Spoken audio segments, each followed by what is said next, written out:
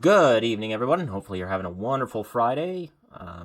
Hopefully you also had a wonderful week. I got a good one for you today. I decided to take more punches for y'all and do a part two on this. How do we not let young Canadians down? Interview Trudeau did with Generation Squeeze, which is like let's squeeze the heck out of the older generations. So if you haven't seen part one, I did it yesterday, and I'll put a link below to it. And this is just raw. I haven't seen the rest of this, so you get to suffer with me. And let's begin. We could have borne. Canada today is that many a citizen, many a voter doesn't recognize that whether we're talking about you in Ottawa or Premier Eby here in BC or Premier Ford in Ontario, notice my nonpartisanship there, everybody. Three parties, very good. All of them are running deficits right now outside of recession. And in many respects, the research would show that that exists now because several decades ago, our governments recognize that as baby boomers go from younger folks into retirement, the ratio of workers to retirees was going to transform. So when boomers started out, there were 7 working age people for every retiree. Now, as boomers retire, there's only 3 workers for every retiree. And we can understand why our older loved ones have every reason to want the same, if not better, benefits. But the ability to pay for that is not nearly as straightforward as it was some decades ago. In the mid-90s, the federal government actually identified that problem, and they changed our Canada pension plan and said, hey, boomers, while you're still working, we need to collect more revenue from you right now. And that's one of the reasons why the CPP is identified around the world as one of the best pension plans available. There was a plan to replace old age security. It was going to be a new seniors benefit. It was in the budget in 96, 97, and 98, and then poof, kind of evaporated by 99. And at the time, they brought premiers together to talk about the challenges to plan for an aging population down the road. And premiers participated, but didn't adjust how they would raise revenue for medical care. So those are the big challenges. Those are the big things that are growing in the budget right now. But you're having to pick up the bag from poor planning past decades ago. How do we ask an older demographic to say, hey, how do a young and older lean into providing political cover for people like you to make some adaptations? Well, I mean, one of the adaptations we made early on, 6 months in after we got elected in 2015, was we changed the Canada pension plan in a significant way that didn't make any difference right now, but will absolutely make a difference in the kind of pensions available to a young person now who retires 30 years from now. Those were shifts that we knew needed to happen. It was actually Bill Morneau who really drove this forward, and there was a lot of pushback. Actually, Hassan Youssef and the Canadian Labour Congress were the ones who were really driving this, and we got it done within 6, no fanfare, nobody paid much attention to it. Conservatives still attack us because we were raising payroll taxes, according to them, to secure generations' future. But I mean, that challenge of doing things that are structural changes that set that path towards fairness, anytime you're doing something with a long-term bent in politics, people say, and I remember in opposition doing the same thing, I say, oh yeah, no, and Mr. Harper just announced this change. Well, he'll be in his 11th mandate when this actually makes a difference, and we all sort of have a chuckle. And now I'm in government and saying, okay, that kind of thinking of actually setting things up so that there's a long tail and actual shift matters. But in order to do that, we have to have, as a society, a much more sophisticated political conversation about what's going on in our finances than I think the current tendencies are, whether it's around what social media is feeding to us, whether it's the clickbait necessity of the right bumper stickers and TikTok videos to get a message across, to try and amplify fear or anger or frustration rather than try to solve for it. Like, we're in a very, very difficult time to try and have reasonable conversations about responsible, earnest things to do that are going to leave the country and the world in a better place. Did anybody else think that when Trudeau was talking, it felt like he was talking for about 30 minutes, and on my timestamp, he was only talking for maybe 3? Anyways, I just wanted to say that. So, about the CPP and what they're going on about, and about the old age pension, I don't know enough about the old age pension plan that they're talking about, so I'm gonna steer clear about that. If you do know about the changes that the Trudeau government did to the old age pension, let me know in the comments down below, and we'll have a kind of discussion on it. Also, while you're doing that, if you wouldn't mind subscribing, that would be awesome, especially if you like the video. After that shameless plug, let's get back at it. But I think, like, he's criticizing the Conservatives and people, criticizing the Conservatives for not voting for the increase in taxes for the CPP, and criticizing the Conservatives for riling people up because of the increase in contributions to the CPP. And I said this in... And the reason why that was is because he was putting this increase in CPP contributions during the pandemic, when a ton of people lost their jobs. People were on EI. People like me were working only like 2/3 the hours that they should have been. People had no money, or less than they did before, and then he increases taxes. And then he, increased taxes again for saving for the future and save to help old people. It's like, you don't do that when the populace has no money and is not working. You do that when people are working, when people are flourishing. You tax them a little bit more. So when they're doing bad, right? When we go into a recession, you can lower taxes a little bit to give people a little bit of a relief. But of course, Trudeau would never think of doing that, because, I mean, what does Trudeau had to worry about taxes? But the other thing he could have done, which a lot of in a lot of countries isn't that popular, but in Canada it's already been done before. The Harper government did it with the CPP. Is the Harper government increased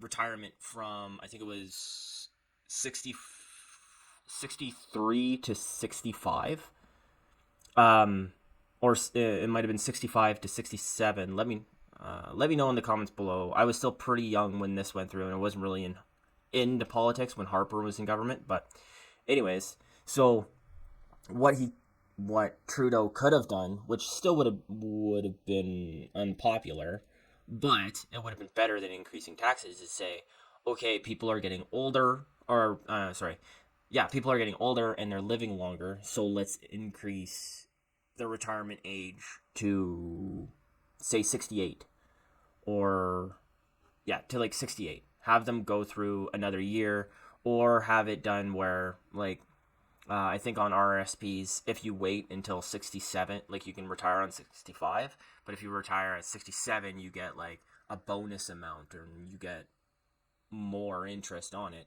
So he could have done that, where increased RRSP or CPP to, I don't know, 69, and then if you took it out at 69, you got more back than, or a little bit extra, a little bit more than just the interest you accumulated, the compound interest you accumulated on it. Sorry, I'm trying to explain finance late at night, so that's hard. Anyways, he could have done it that way, and I think that would have been a little bit better than taxing people. So, whatever. It is what it is, I guess. Let's continue. A room full of people I think would like to support you in that endeavor to find more of that nuance and that. Oh, and sorry, I totally forgot. Yeah, this Paul Kershaw guy, like, you can definitely tell he's Trudeau's friend, because when he's talking, he's saying that Trudeau had to take the brunt of the force and solve all the provinces' problems that they were bringing in over the tens of years. It's like, you don't even acknowledge that Trudeau's been in power for 9 years, and Stephen Harper had a balanced budget when he left office. And now he's been running deficits every single year. He's run the most debt out of all the prime ministers combined in Canada. And yet, this Paul Kershaw guy just dismisses that and says, like, Trudeau saving everybody. Okay, then. And rather than just the bumper sticker in the conversation. So let's talk about how we can do that more. Yeah, I will draw attention to léger pooling again, though. That would... Oh, I can't. Why can I not move forward? How discouraging. Oh, there we are. How nice. A graphic like the one I just showed does help to better understand why a younger demographic is worried more and more and becoming cynical about politics more and more, that the momentum that governments have is more oriented towards the later in the life course than earlier on. And I take very seriously your observation about the Canada Pension Plan, done in 2016. That adaptation is a big deal. And for the millennials and Gen Zs in the room, when they come to retirement, that will be the change that was made will be integral to them having lower levels of poverty. There's no doubt about it. But again, notice it was an adaptation largely asked of a younger demographic. And so I think that the big challenge for us going forward is, how do we ask our parents and our grandparents to lean into a political conversation that says, we want to protect you in your retirement, and we want you to leave the legacy you want for your kids and grandchildren? That's part of the challenge. That's what a good example is the fight we're currently having over the capital gains inclusion rate. Right, we know that unlocking close to $20 billion to be able to invest in housing opportunities, to be able to put towards the things that young people are going to need now, by asking not older generations specifically, but those who've done very well, particularly amongst older generations, not to pay a little more, just to make a little less profit when they sell off extremely profitable investments. And the political debate around that has, is got some very, very loud voices on the headwind side on this, and it's there's mixed up with a lot of cynicism. It's mixed up with a lot of disinformation. But fundamentally, the calculation we made is, no, if we're going to talk about fairness for every generation, we're going to actually have to try and rebalance things at least a little bit. Yeah, so you're thinking about the rebalancing side on the revenue side, rebalance. And there's where the communism comes in. So he talks about the CPP, like, with all these new changes coming in, how that's going to help Gen Z and millennials in the future. It's not. It's not, if you keep increasing the rate of inflation that it's going. And I know they're like, last month it was 2.6. Well, the month before that it was 2 point something. Oh, the Bank of Canada just lowered interest rates by 0.25%. Yeah, we're still in $2 trillion in debt in a country with 41.5 million people. And that's going to take generations. Like, not my kids, not my kids' kids. It's going to take my kids' kids' kids to pay this off, possibly. because of this one prime minister. So when it comes time for me to retire, my CPP won't pay for anything because inflation just inflated it away, especially if Trudeau gets in for, well, another term, because he's just going to run more deficits, and say that he's investing in Canadians. I got some notes for this as well. So I keep hearing the same thing throughout this video is asking parents or asking grandparents or asking older generations to accept these changes, to accept equal treatment between generations. And what he means by that is accept stealing their wealth that they've accumulated over their 40 years of work, over their whole lives. And especially at the end when Trudeau tried to say, "Oh, I'm not asking all old people. I'm only asking the ones who did really, really well to pay a little bit more." He's not asking to pay a little bit more. He's asking to pay 65% over, or I guess an extra 15%. So off your capital gains, and that's the biggest one. So when he says, "Oh, we're asking older people who did a little bit better when selling off their assets," the little bit better is $250,000. Now, if you ask, maybe if you ask like a 20-year-old, "Oh, is $250,000?" Well, if you ask anybody, it's a lot. But then you ask like a 20-year-old, is $250,000 for a house a lot? They'd say no. If you asked anybody if they is $250,000 for a house a lot, they'd say no, that's really cheap. So when an old person's going to sell their house, it's going to go for at least like around my area, which is an extremely cheap area, lowest it's going for is about 400. Well, no, that's a lie. It's like $350,000. So that $150,000, half of that is going to get taxed at 65%. So pretty much everything, anytime these old people sell their houses, it's going to be taxed at a higher percent. It's going to be taxed away. And if they hand that stuff down to their kids, and their kids, well, usually, right, their kids sell the houses or the land or whatever because they don't live where their grandparents lived or they can't rent it out, right? So when their kids sell it and they want to get ahead, they won't be able to because most of that will go to the government as taxes. And Trudeau says he's done the calculations that this works. No, it doesn't work, and it's not making the generations equal. I mean, it is feeling a little bit more unequal, but that's because boomers are living longer. The unfortunate part of it is, if boomers keep their houses for the whole, well, I don't know if you call this unfortunate, but the bad thing to say is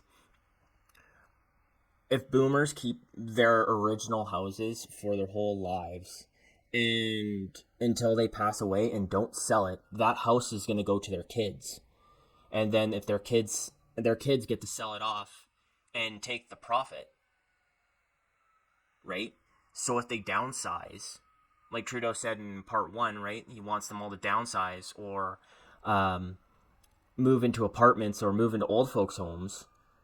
That money's already going to be taxed while they're still alive at 65%, and they'll be spending it away, so their next generation won't get it because it's not an asset anymore. Like, they'll get whatever is left over. They won't get money from the house. So he's just making people poorer in the long run. And I don't get how he doesn't understand that, because he's rich. He he should understand assets. Anyways, that's enough for my rant for that one. Let's continue. In terms of extended, okay, that I would love to dig into that more, but I need to be disciplined and make sure I hand over the microphone to others in the room. So let me wrap up my part of the conversation with you this way. In the fall, the United Nations is going to be having a summit of the future. It's the first of its kind where the UN will focus on generational fairness. And I've already identified that the international community is identifying the most recent federal budget as leadership. And I think there's opportunities for us in Canada to lead still further by taking a cue from a country like Wales, where they've enshrined into legislation an act to promote generational fairness. And so that has people at Gen Squeeze wondering, as we head towards the next fall economic statement, might there be room to initiate an act to safeguard the well-being of present and future generations? One that would appoint a minister to have responsibility for that issue, for generational fairness, an advisory body to guide us to get to that better place, and then somebody like a commissioner in the Auditor General's office to monitor and report annually. Is that something that doable in the months ahead? I think it's a really interesting idea, and I think it's something that you and I can probably work together on. All right. Well, that's a great way to end our part of the conversation. I think in Canadian politics, regardless of our political affiliations, we've kind of lost. And I'll end that here, I guess, with I'll rant on that a little bit. So that's great. Now we know that there's going to be a UN summit on generational fairness. So that just means this. I'll try not to swear here. Screw it. This crap will be spreading out all through the world. So old people, beware. But there's all these rich people, all these, all the rich and powerful are going to be getting together to see how they can steal your money under the guise of generational fairness. And we are going to see some hard times because all of these assets are going to be worth less to your kids and your kids' kids and your kids' kids' kids. And if you think these taxes that they're going to get from the capital gains are actually going to go to, say, like dental care and yada, yada, yada, maybe a little bit will. A fraction, but most of it'll just go to bureaucracy. See in Canada how they're doing with the $10 a day daycare, where it's failing in Ontario, and we've increased taxes so much that it should be working because of how much tax we pay. And now with the dental care, that's only for old people, and who knows the restrictions on that. Well, that's for children and old people. I do think it's good for children to have that dental care and it'll help out people with small businesses. My parents had a small business, and so dental care was it was out of pocket and it was not fun. So dental care, I'm fine with having that kind of a government thing, but and then this what would you call it, stuff for some medication. So for family planning medication and diabetes medication, it's unfair for people to do that. I'd be okay if it was just diabetes, like type 1 diabetes, where it's not the person's fault, it's genetic. I'd be like, okay, not his fault, it is expensive, sure, but I'm Canadian, right? But it's still only it's not every medication, and it's not every diabetes medication, it's just certain ones. So you can see how you pay exorbitant amount of taxes for a shit product. So hard times are coming, especially if this Gen Squeeze stuff is going to be implemented. It sounds like at least some of this stuff will be implemented if the UN's getting together for generational fairness. I'm putting my fingers in quote, and hope y'all are ready. So I'm gonna end the video on that note. If you guys like the video, I'd like to ask you to subscribe, because I'm trying to hit 500 subscribers so I could start live streaming. That would be awesome. And definitely comment below. I love your guys' comments. And we'll have a chat on whether or not, maybe if Trudeau's right about siphoning off old people's money and giving it to the government. And other than that, have a great day.